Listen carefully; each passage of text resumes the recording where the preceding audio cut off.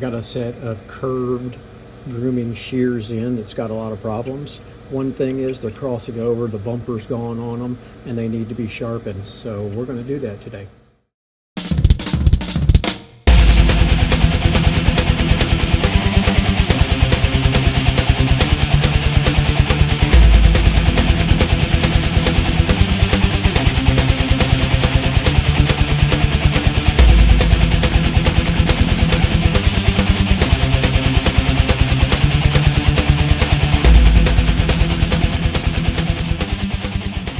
Alright, we got them sharpened, got a new bumper on there. They're not crossing tips anymore. Now let's try it on some fur. Let's see how it cuts, and wonderful at the tips. The groomer should be very happy. So there we go, curved grooming shears.